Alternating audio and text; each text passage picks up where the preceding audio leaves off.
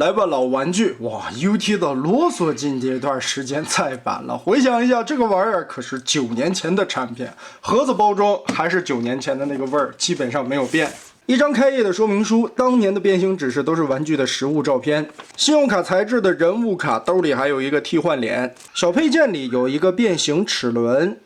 中间透明的材质，一把大枪。然后来看玩具的实物，赛星载具搭载了目标战士的小人，不过小人想要放进驾驶室不能坐着，只能以这种跪姿放进去。银漆涂装的上半身，当年的这种目标战士小人变形还是非常简单的，小胳膊举起来，然后把腰部往后折一个90度，两条腿是一个不对称式的变形，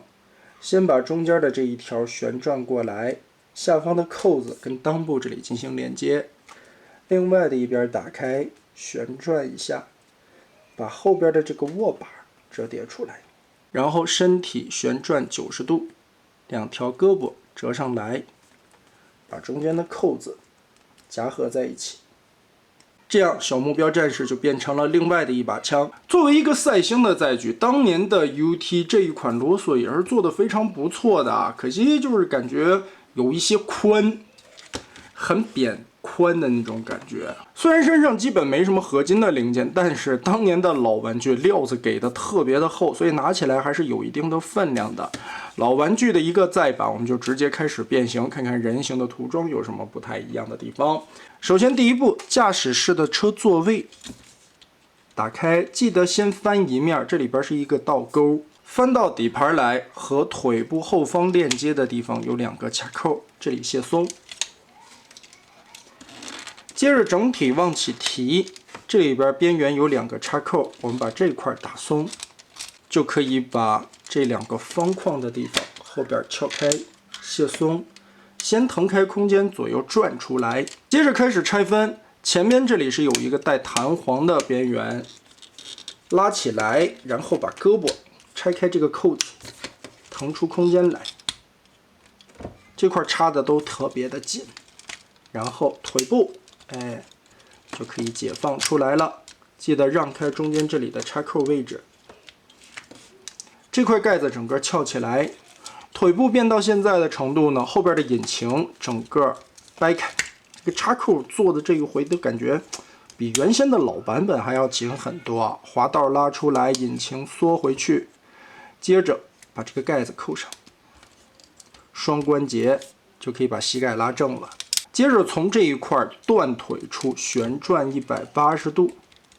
在旋转过来以后，前方这里有一个金属涂装的零件，滑道我们要推出来。推出来这个边缘这儿其实是有一个卡边的，现在还折不平，稍微的往外旋转一点，再往长腿再扣上来，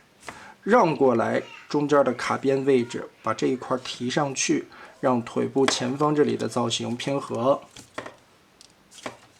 再来看一下操作，先让出来，顶到头以后，往外撇一点角度，挪过来，把这里全部对平以后，顺着大腿根儿往前旋转90度，到了正面，脚踝的位置变形。注意看侧面这里有一个蓝色的对折零件，我们把它对折。翻过来，然后90度贴成脚后跟，这一块呢也是贴平，然后90度，再往下放脚踝，然后看背包的这一块，把它整个的打开这块蓝色零件，接着翘起来这里，这个边折过去，黑色的零件顺着中间的凹槽钻洞，贴过来，钻下去以后。再把这块贴合，灰色的零件2个扣子夹住，背包的位置我们先搞出来。手臂顺着中间夹着的黑色零件的凹扣，90度折开，然后手臂扭正，前方长长的这个头部往下折一点点，让出来左右的2个扣子，然后左右分开，同时把深蓝色的这个角折进去。顺着腰部侧面这里和身体进行贴合，顶一下脑袋，打开肚子，把头部翻出来，旋转180度，扣合，再把上半身整个一个180度旋转，卡回去。背包顺着后边的插位啊，夹上来。很简单的变形过程，这款 UT 的啰嗦我们就搞定了。人行道头顶的身高21.5公分左右，在当年来说也是标榜着去配 MP 的身高尺寸的。因为在动画片里边，啰嗦这个角色的个头其实不低啊，头雕也是很有当年 UT 的那种风格啊，刀削脸。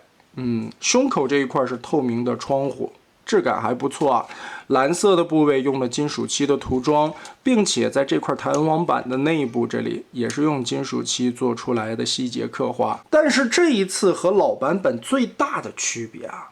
原先在这个位置，凹洞里，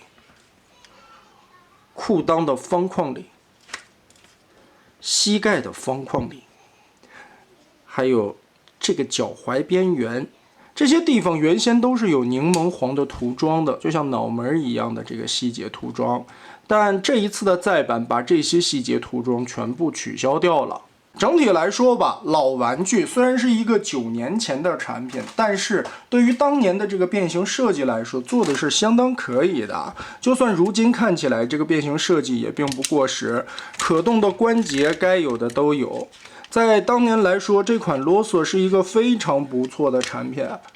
当时的需求量也好了，呼声也好，都是非常高的。时隔这么多年，用如今的眼光来看，这款设计的变形如今依旧好玩，做工用料也是在当年那种很实诚的厚厚的板件之上，增加了一些金属漆的涂装。其实这是一款很值得上手把玩的产品，变形设计非常的巧妙。还有就是在卡扣上边，我觉得跟如今的这种玩具比起来，它的这些卡扣做的有点偏紧，在操作的过程中还是有一些难受。不过毕竟再版的价格下来嘛，很便宜的一个售价，在9年前以当年的物价来说，这款的发售价格好像如果没记错，应该是在500多块吧。但确实在当年第三方市场角色还不那么充分的情况下，能做出这么一款棒的设计啊，也是填补了一下市场上面啰嗦的这个空白，配 MP 身高的啰嗦。如今的时代再看看 UT 的这款，似乎也并不落伍。